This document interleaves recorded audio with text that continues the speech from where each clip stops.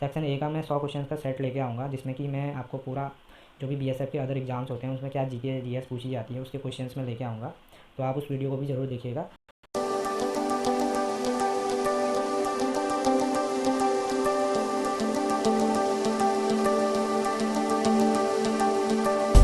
नमस्कार दोस्तों, स्वागत है आपका हमारे यूट्यूब चैनल पर।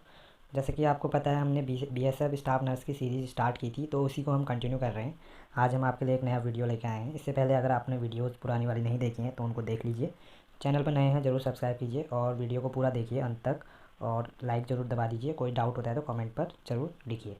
तो स्टार्ट करते हैं। और आज हम इस क्वेश्चन को जो हम लेकर आए हैं उसमें हम जो है बी और सी वाले जो सेक्शन है उससे लेकर आए हैं, यानी आपका ह्यूमन एनाटॉमी, गायनी और मिडवाइफरी, प्लस आपका मेडिकल सर्जिकल और फंडामेंटल कम्युनिटी। ये क्वेश्चंस आपको इसमें मिलेंगे, 100 क्वेश्चंस होंगे। और हम इसको जो है 3 पार्ट्स में करेंगे, क्योंकि वीडियो लंबी हो जाती है, आप लोग पूरा देखते हैं नहीं, इसलिए आप भी बोर ना हो, इसलिए मैं आपको जो है ये क्वेश्चन जो है पार्ट्स में करा रहा हूँ। और जो है ये क्वेश्चन से आपको मैं एक आइडिया देना चाहता हूँ कि हाँ, आपको ये टॉपिक्स ज़्यादा कवर करने हैं, इस टॉपिक से आपको ये प्रश्न पढ़ना है, तो आपको एक टाइप की गाइडेंस देने का एक काम करेंगे वीडियोज़। तो स्टार्ट करते हैं। सबसे पहला क्वेश्चन आज का देख लेते हैं। Early sign of pre eclampsia का अर्ली साइन क्या है? हेडेक, पॉलीयूरिया, प्रोटीनयूरिया या सीजर्स? तो इसका सही उत्तर क्या हो जाएगा? इसका सही उत्तर हो जाएगा प्रोटीनयूरिया, ठीक है। और एक्लेम्सिया में क्या दिखेगा आपको? सीजर्स भी दिखेगा एक्लेम्सिया में, ठीक है। क्वेश्चन नंबर 2 की ओर चलते हैं। क्वेश्चन नंबर 2 देखिए, immediately after the birth the nurse should encourage mother to do the following: feed the neonate, allow the neonate to sleep, get to know the neonate, change neonate diaper. तो इसका सही उत्तर क्या हो जाएगा? जैसे ही baby born होता है तो उसको मदर को क्या करना चाहिए? फीड करना चाहिए, ठीक है, breast milk, okay. Next question है question number 3, which activity are recommended to a patient who is anxious when thoughts of suicide occur? तो किसी को थॉट्स आ रहे हैं सुसाइड के, तो उसको वॉचिंग टेलीविजन के लिए बोलोगे, मैगजीन के लिए रीडिंग, या एक्सरसाइज करेंगे बाइक, या मेडिटेशन? तो क्या करेंगे? मेडिटेशन, ठीक है, ऑप्शन 4। नेक्स्ट क्वेश्चन की ओर बढ़ते हैं। Which of the following is ECT best? तो इनमें से ईसीटी कौन से उसके लिए बेस्ट है? तो ओसीडी के लिए है, डिप्रेशन के लिए है, सिंपल स्किज़ोफ्रेनिया के लिए है, एंजाइटी डिसऑर्डर के लिए। तो इसमें सबसे जो बेस्ट आंसर होगा इसका, डिप्रेशन में देते हैं हम ईसीटी, ठीक है, ईसीटी। और कार्लेट बिनेट ने इसको इन्वेंट किया था 1938 में, ये भी आप जनरल नॉलेज के लिए याद कीजिए।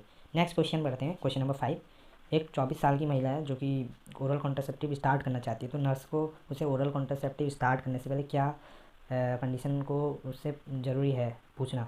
एनीमिया, हाइपरटेंशन, डिसमेनोरिया या एक्ने वल्गरिस? तो इसका सही उत्तर हो जाएगा डिसमेनोरिया, ठीक है, ऑप्शन नंबर 3। नेक्स्ट क्वेश्चन की ओर बढ़ते हैं। क्वेश्चन नंबर 6, निगल्स रूल जो फार्मूला है ईडीडी कैलकुलेट करने का, उसके अकॉर्डिंग हमने इसकी ईडीडी निकालनी है। तो निगल्स फार्मूला आपको सबको याद होना चाहिए। निगल्स फार्मूला क्या है? ईडीडी इसकी एलएमपी देखिए 10 प्लस उसमें 7 जोड़ेंगे प्लस 9 मंथ जोड़ेंगे, तो इसको कैलकुलेट करोगे तो 17, और 9 मंथ जोड़ोगे तो फरवरी। तो ऑप्शन नंबर ये हो जाएगा 17 फरवरी किस में है? ऑप्शन नंबर डी में है, तो डी आंसर हो जाएगा, ठीक है। नेक्स्ट क्वेश्चन की ओर बढ़ते हैं। Question number 7, a patient is on beta adrenergic blocking agent, what observation in nurse should make? तो डिक्रीज इन बीपी होगा, इंक्रीज इन हार्ट रेट, या डिप्रेशन, या आपका डिसनिया? तो जो बीटा एड्रेनर्जेनिक ब्लॉकिंग एजेंट होते हैं इनका जो मेजली जो काम होता है वो क्या होता है कि ये बीपी को डिक्रीज़ करते हैं। तो इसका सही उत्तर हो जाएगा ऑप्शन नंबर 1, ठीक है, 7 होगा, ऑप्शन नंबर 1 हो जाएगा। Next question, which of following is recommended for a patient on warfarin therapy? कोई पेशेंट वारफेरिन थेरेपी में है तो उसको रिकमेंड करेंगे? तो इसका जो है आप ऑप्शन देखिए, तो इसका जो है आप क्या करेंगे, उसको decreasing intake of fatty foods, ठीक है। नेक्स्ट क्वेश्चन की ओर बढ़ते हैं। नेक्स्ट क्वेश्चन देखते हैं। मिस्थेनिया ग्रेविस कौन से आयु वर्ग के लोगों को अफेक्ट करता है? तो फीमेल्स हैं, मेल्स हैं, चिल्ड्रन है, या दोनों को? तो इसका सही आंसर हो जाएगा ऑप्शन नंबर 1, जो फीमेल है वो भी age group of 10 to 30 years में, ठीक है। नेक्स्ट है 10th question, sociogram help to study which of the following? तो सोशियोग्राम क्या हेल्प करता है? Socio group types, group structure, group morale, group behaviour? तो इसका सही उत्तर हो जाएगा ग्रुप बिहेवियर, ऑप्शन नंबर 4, ठीक है। नेक्स्ट क्वेश्चन की ओर बढ़ते हैं। नेक्स्ट क्वेश्चन है the image obtained in compound microscope? तो कंपाउंड माइक्रोस्कोप में किस टाइप की इमेज होती है? रियल, इन्वर्टेड, वर्चुअल, या ऑप्शन नंबर एक और है वर्चुअल इन्वर्टेड? तो कंपाउंड माइक्रोस्कोप में जो होती है आपकी किस टाइप की इमेज होती है? आप इसका रियल आंसर हो जाएगा, रियल टाइप की इमेज बनती है, ठीक है। नेक्स्ट क्वेश्चन है, break bone fever is another name for which one of the following? Malaria fever का जो है, येलो फीवर, चिकनगुनिया, डेंगू? तो ब्रेक बोन फीवर किसको बोलते हैं? आपको सबको पता होता है, डेंगू फीवर को बोलते हैं, ठीक है। तो मलेरिया किससे होता है? फीमेल एनोफिलिस से होता है, ये दोनों भी मॉस्किटो से होते हैं। डेंगू किससे होता है? एडिस एजिप्टी से होता है, ठीक है। और इस टाइप का आपको ये क्वेश्चन आने चाहिए, ये तो बाय हार्ट लर्न होने चाहिए, ठीक है।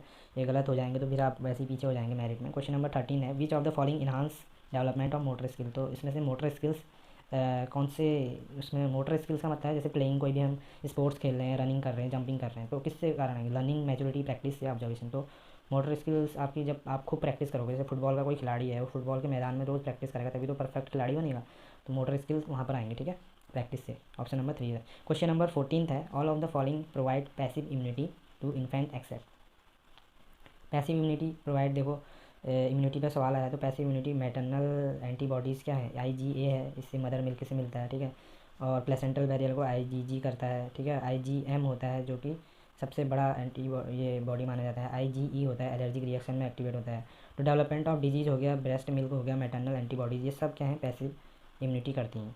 और जो ये है ऑप्शन नंबर 4, ये क्या करता है? एक्टिव इम्यूनिटी, वैक्सीनेशन से एक्टिव इम्यूनिटी। जैसे कोविड का वैक्सीनेशन अभी हमको लग रहा है तो हम ऑलरेडी किल्ड या लाइव फॉर्म में जो है वैक्सीन को डाल के हम हमारी बॉडी को सेंसिटाइज करा रहे हैं उसके लिए, तो वो होती है एक्टिव इम्यूनिटी, ठीक है। तो इम्यूनिटी का कॉन्सेप्ट आपको क्लियर होना चाहिए। नेक्स्ट क्वेश्चन की ओर बढ़ते हैं। Question number 15, which of following colours of lochia would be present on day 10। तो लोकिया आपको पता है जो डिस्चार्ज होता है मदर वेजाइना से आफ्टर डिलीवरी जो बोलते हैं, ठीक है। तो ये 14 to 15 डेज तक होता है, ठीक है। तीन तीन उसमें स्टेजेस में होता है, लोकिया रूब्रा, लोकिया एल्बा और लोकिया सिरोसा, ठीक है। तो ये रूब्रा जो है पहले 1 से 4 दिन तक होता है, फिर 5वें से 9वें दिन तक ये होता है। सिरोसा होता है 10वें दिन से।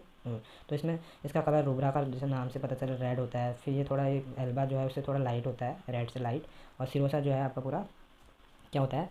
ये वाइट ट्रांसल्यूसेंट कलर का हो जाता है। तो यहाँ पर 10th डे का पूछा है तो आपका क्या उत्तर हो जाना चाहिए इसमें? ऑप्शन नंबर डी हो जाना चाहिए, वाइट, ठीक है। नेक्स्ट क्वेश्चन है question number 16, the emergency control branch of human nervous system is. तो इमरजेंसी कंट्रोल कौन सा सिस्टम है? तो यह है सिंपैथेटिक नर्वस सिस्टम, ठीक है। नर्वस सिस्टम के अलग अलग पार्ट होते हैं, पैरासिम्पैथेटिक होता है और सिंपैथेटिक होता है, ठीक है। तो सिंपैथेटिक जो नर्वस सिस्टम है उसको जो है हम बोलते हैं इमरजेंसी कंट्रोल ब्रांच, ठीक है। क्वेश्चन नंबर 17 है, all of following are characteristics of perception. Perception के क्या क्या करेक्टर हैं? ऑप्शन देखिए, एक्टिव प्रोसेस होती है, yes. Highly selective, yes. Is unaffected by motivation, no. Perception is automatic and we are not aware हो, ये सही है, ये अपने आप अंदर से हमारे सबकॉन्शियस माइंड में चलते रहता है। तो ऑप्शन नंबर 3 जो है एक्सेप्ट जो पूछ रखा है, ऑप्शन नंबर 3 इसका हो जाएगा सही आंसर, ठीक है। और नेक्स्ट क्वेश्चन की ओर बढ़ते हैं। Question number 18, nurse exhibit which of following roles if she stand to protect the needs and wishes of the patient. Care giver का, काउंसलर का, टीचर का, क्लाइंट एडवोकेट। तो अगर वो क्लाइंट के नीड्स और विशेस के बारे में सोचती है तो क्लाइंट की एडवोकेसी कर रही है, क्लाइंट एडवोकेट की तरफ उसका पक्ष रख रही है, तो डी हो जाएगा। ये नर्सेस रोल के और रिस्पॉन्सिबिलिटी से क्वेश्चन बनते हैं आपके, नर्सिंग इथिक्स से बनते हैं, ये टॉपिक्स जो है क्लियर होने चाहिए आपके। क्वेश्चन नंबर 19 है, which is considered as intentional टॉट। ये जो है नर्सिंग इथिक्स का क्वेश्चन है। तो दोस्तों जो क्वेश्चन में लेकर आया हूँ बहुत सिलेक्टिव है, तो एग्जामिनर के माइंड को रीड करके किस तरह के क्वेश्चन कौन कौन से टॉपिक से वो पूछ सकता है आपको फंसाने के लिए। आप अगर एक एवरेज स्टूडेंट भी हैं तो आसानी से अगर आपने टॉपिक्स को देखा है, सुना है, तो आप आराम से कर लेंगे, ठीक है, इसमें कोई दिक्कत नहीं आएगी। Which is considered as intentional टॉट, malpractice, negligence, breach of duty या फॉल्स इम्प्रिजनमेंट। तो ये ब्रीच ऑफ ड्यूटी में आता है, ठीक है, इंटेंशनल टॉट को, ये ठीक है। बाकी और भी हैं ये सारे नर्सिंग इथिक्स और उसमें कोड ऑफ कंडक्ट में आते हैं। क्वेश्चन नंबर 20 है, which nursing intervention is appropriate when IV infusion infiltrates. IV infusion लगा रखा है किसी को, तो अगर वो उसमें कुछ गड़बड़ी होती है, कुछ प्रॉब्लम आती है, तो सबसे पहले स्टेप क्या होता है? सबसे पहला होता है डिसकंटिन्यू द इन्फ्यूजन, उसके बाद होता है उसको फ्लशिंग करेंगे, तीसरा जो है वार्म कंप्रेस करेंगे, ठीक है। तो ऑप्शन नंबर 2 इसका सही आंसर हो जाएगा। नेक्स्ट क्वेश्चन की ओर बढ़ते हैं। Which of these are most abundant tissue in the human body. सबसे ज़्यादा कौन सा होता है आपको पता है? ब्लड कनेक्टिव टिश्यू है, तो कनेक्टिव टिश्यू सबसे ज़्यादा पाया जाता है। क्वेश्चन नंबर 22 है, when A muscle relaxes which of the following occurs. All ATP is used up, actin binding are situated, nerve stimulus is forceful या nerve stimulus is removed। तो इसका सही उत्तर क्या हो जाएगा? nerve stimulus is removed, ठीक है, ऑप्शन नंबर डी हो जाएगा, ठीक है। दोस्तों हमारे एक चैनल है, इसी पर जो है हम सबसे ज़्यादा क्वेश्चंस आपको कराते हैं बहुत फास्ट तरीके से, और हमारा मकसद ये है कि जब कम टाइम में मैं आपको ज़्यादा क्वेश्चंस करा पाऊँ, ठीक है। Question number 23, all of the following measures are recommended to prevent pressure ulcer except. Pressure ulcers को और क्या क्या नाम से जानते हैं सबसे पहले वो जान लीजिए। प्रेशर अल्सर को बेड सोर्स भी बोलते हैं, डायबिटीज़ अल्सर भी बोलते हैं, प्रेशर सोर भी बोलते हैं, ठीक है। ये कब होता है? जब कोई पेशेंट बेड रिडन है। बेड रिडन कब होता है? जब कोई उसको प्रोलॉन्ग इलनेस हो रही है, ठीक है। और क्या कहते हैं, बेड रिडन है तो पोजीशन और उसके वो बदलाव, ब्लड सर्कुलेशन और प्रेशर पॉइंट्स होते हैं, तो वहाँ पर क्या है, टिश्यूज़ दबते रहते हैं, मसल्स दबते रहते हैं, तो क्या हो जाता है, डैमेज हो जाता है, सर्कुलेशन इम्पेयर हो जाता है। तो क्या होता है वहाँ पर ब्लड सर्कुलेशन कहीं पर नहीं होगा तो टिश्यू डेड हो जाएगी। टिश्यू डेड होगी एक बार तो फिर क्या हो जाएगा, नेक्रोसिस हो जाएगा। नेक्रोसिस जहाँ पर हो जाएगा तो फिर वहाँ पर घाव बनने लगेगा, घाव धीरे धीरे उसमें बैक्टीरिया पनपेंगे और क्या होगा, गैंग्रीन का रूप ले लेगा। इसलिए उसको प्रॉपर मैनेज करना बहुत ज़रूरी है। तो इसमें क्या क्या हम ट्रीटमेंट में लेते हैं, एयर मैट्रेसेस का यूज़ करते हैं और फ्रीक्वेंट चेंज ऑफ पोजीशन भी करते हैं, मेटिकुलस स्किन पे भी ये करते हैं, ठीक है। तो यहाँ पर एक कुछ लाइन लिखी है तो आप जरूर ये एक्सेप्ट वाला वर्ड हो गया और जो ये क्वेश्चन में ऑप्शन दिए रहते हैं इनको ध्यान से पढ़िए। जैसे इसमें लिखा massaging the red area with lotion लिखा है, तो रेड एरिया को मसाज क्यों करोगे भाई? तो इस तरीके से आप कॉमन सेंस से भी आप क्वेश्चन इसको हल कर सकते हैं, ठीक है। मेरा कहने का मतलब है कई बार लैंग्वेज जो टफ यूज़ होती है तो उसमें आप उसको भी टैकल करना आना चाहिए आपको। डिसाइड की थ्योरी आपने पढ़ ली है, अच्छे से तैयारी कर ली है, लेकिन कई बार आपको एग्जामिनर जो है अपने क्वेश्चन की लैंग्वेज में फंसा जाता है, तो उस कारण आपका एक दो सवाल भी ऐसा गलत हो गया तो आप तो बाहर हो जाएंगे मेरिट से। तो इसलिए इस चीज़ का बहुत ज़्यादा ध्यान दीजिए। एग्जाम हॉल में एग्जाम प्रेशर होता है, तो सवालों को वहाँ से ढंग से पढ़ना आना चाहिए, ठीक है। क्वेश्चन नंबर 24 है, एक table which shows the different scores. तो इसमें स्टैटिक्स का क्वेश्चन है। तो आपने देखा होगा ग्राफ होते हैं, ऐसे चार्ट टाइप के होते हैं, इस टाइप का होता है। तो ये क्या है? ये फ्रीक्वेंसी डिस्ट्रीब्यूशन को शो करता है, ठीक है। नेक्स्ट है 25th question, all of these are role of laboratory in nursing. Laboratory का नर्सिंग एजुकेशन में क्या क्या रोल है, ये ऑप्शन देख लीजिए। तो इसका जो सही उत्तर हो जाएगा, इससे पहले तो एलिमिनेशन लगाओ। इसमें देखो, टेस्ट और कॉन्सेप्ट को अंडरस्टैंड करना है, स्किल को डेवलप करना है, promote insight through practical exercise, undermine the use of, ये नहीं होगा, अंडरमाइन नहीं करता यूज़, ठीक है। तो फोर्थ ऑप्शन हो जाएगा, ठीक है। क्वेश्चन नंबर 26 है, विच of following is a typical feature of good lecture. Lecture का एक टिपिकल फीचर, गुड फीचर क्या है? Student let control, interactive experience, support one style of learning. तो क्या है? लेक्चर कोई दे रहा है तो एक उसका अपना स्टाइल है, तो उसका स्टाइल ऑफ लर्निंग का ये बेस्ट जो टिपिकल है फीचर है। Question number 27, the most ideal way of giving nursing care is by which of these following methods. तो कोई भी हम नर्सिंग केयर अगर किसी को दे रहे हैं तो सबसे पहले हम क्या करते हैं? केस स्टडी करते हैं। तो केस मेथड हो जाएगा सही आंसर, ठीक है। केस स्टडी करेंगे, फिर उस केस स्टडी के अकॉर्डिंग उसकी हिस्ट्री, इन्वेस्टिगेशन, ये सारी चीज़ें हम लेंगे, फिर केयर प्लान लाएंगे। तो case study method is the best way. और नर्स का क्या रोल है? प्राइमरी केयर गिवर का है, ठीक है। तो ऑप्शन नंबर 1 हो जाएगा इसका सही उत्तर। क्वेश्चन नंबर 28 है, standard of care in nursing stands for all except. तो नर्सिंग केयर में जो स्टैंडर्ड है वो किसके उससे होता है? डिग्री ऑफ केयर से, और एक्सपर्टीज़, आपको कितनी अच्छी स्किल आती है उससे होता है, बिल्कुल सही बात है। Degree of expertise and performance, ये भी सही बात है। Degree of judgement and care, कि हाँ आप कितने जल्दी क्विक एक्शंस लेते हैं, कोई पर्टिकुलर सिचुएशन में कैसे आप टैकल करते हैं, इमरजेंसी में आपकी ड्यूटी है, तो ये भी सही है। और degree of performance and certification, ये भी है, लेकिन ये लेटर स्टेज में है, तो ये बाकी सारे हैं, ठीक है। तो ये वाला ऑप्शन उतना अप्रोप्रिएट नहीं है, तो ऑप्शन नंबर 4 हो जाएगा इसका राइट आंसर। नेक्स्ट क्वेश्चन है 29th, the returning of organ to its former size after delivery. Delivery के बाद जो ऑर्गन्स अपने नॉर्मल शेप साइज में, यूट्रस वगैरह जो भी है वो सब अपने नॉर्मल उसमें आते हैं back to normal pre pregnant state में, तो उसको इन्वॉल्यूशन बोलते हैं। अगर यहाँ पर सवाल हो जाए, अगर इसमें प्रॉब्लम हो रही है, अगर इन्वॉल्यूशन जो है नॉर्मल नहीं है, तो उसमें क्या होता है? सब इन्वॉल्यूशन बोलते हैं, ठीक है। Next question 30th, which of this theorist viewed health as synthesis of germ theory. तो इसमें कौन सा है? जर्म थ्योरी किस में आती है? बायोमेडिकल में आती है, ठीक है। तो ये आज के आपके 30 क्वेश्चन के सेट थे। वैसे इसमें और क्वेश्चंस भी हैं, तो वीडियो लंबी हो जाती है, इस वजह से मैं 30 ही क्वेश्चन करा रहा हूँ। आप लोग पूरा वीडियो देखते हैं नहीं, तो इसलिए मैं 30 क्वेश्चन करा रहा हूँ। इससे आपको एक आइडिया लगेगा कि हाँ इस तरीके से इस टॉपिक से क्वेश्चन ऐसे ऐसे पूछे जाते हैं।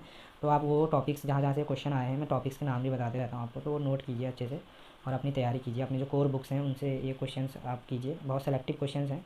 और आगे भी मैं अभी, ये तो पूरा आपका सेक्शन बी और सेक्शन सी का है। सेक्शन ए का मैं 100 क्वेश्चन का सेट लेके आऊँगा, जिसमें कि मैं आपको पूरा जो भी बीएसएफ के अदर एग्जाम्स होते हैं उसमें क्या जीके जीएस पूछी जाती है उसके क्वेश्चंस में लेके आऊँगा। तो आप उस वीडियो को भी ज़रूर देखिएगा। और ये वीडियो तभी आपको मुझे बनाने का वो मिलेगा, मतलब तभी मैं बना के लाऊँगा जब आप इस पर काफ़ी अच्छा इसमें सपोर्ट दिखाएंगे, ठीक है। क्योंकि मेहनत लगती है इतना टाइप करने में और सब चीज़ में। तो आप लोगों का साथ यूँ ही बना रहे और प्यार यूँ ही बना रहे। और आज की वीडियो यहीं पर समाप्त करते हैं। धन्यवाद।